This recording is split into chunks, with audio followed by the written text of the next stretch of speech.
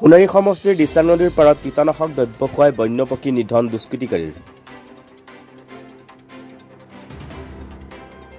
চৰাইদেউ জিলাৰ সোঁমাজেৰে বৈ যোৱা দিচাং নদীৰ পাৰত বসবাস কৰা জনসাধাৰণৰ বাবে কৃষিয়ে হ'ল জীৱিকা নিৰ্বাহৰ একমাত্ৰ উৎস।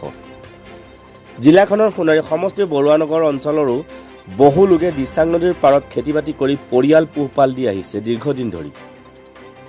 ইফালে এই খেতিত উৎপাদিত শস্য খাবলৈ বছৰৰ বিভিন্ন সময়ত বনৰীয়া চৰাইৰ আগমন ঘটে অঞ্চলটোলৈ।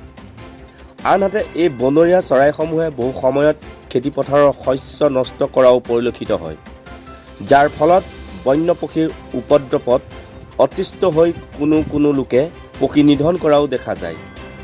শেহতীয়াকৈ একাংশ দুষ্কৃতিকাৰীয়ে অঞ্চলটোলৈ অহা বন্যপক্ষী নিধন কৰিবলৈ বিভিন্ন পন্থা লোৱা দেখা পোৱা গৈছে। খাদ্যৰ লগত কীটনাশক দ্ৰব্য মিহলি কৰি কোনো লোকে এই বন্যপক্ষী নিধন যজ্ঞত নামি পৰিছে শেহতীয়াকৈ।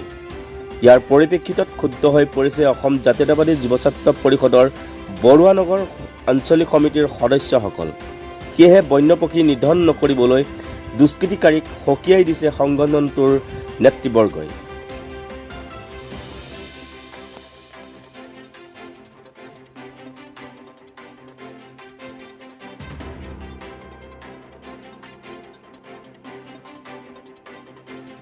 ঐতিহাসিক চৰাইদেউ জিলাৰ বৰুৱানগৰ অঞ্চলৰ নিচেই কাষেৰে বৈ যোৱা দিচাং নৈৰ পাৰত অতীজৰে পৰা বহু লোকে বাস কৰে আৰু এই লোকসকলে দিচাং নৈৰ পাৰতে খেতি কৰি তেওঁলোকৰ জীৱন নিৰ্বাহ কৰি আছে।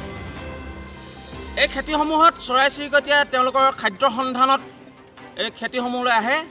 যোৱাকালি আমি এটা খবৰ পাওঁ যে চাউলৰ লগত কীটনাশক দ্ৰব্য মিহলাই শতাধিক পক্ষীক তেওঁলোকে হত্যা কৰে।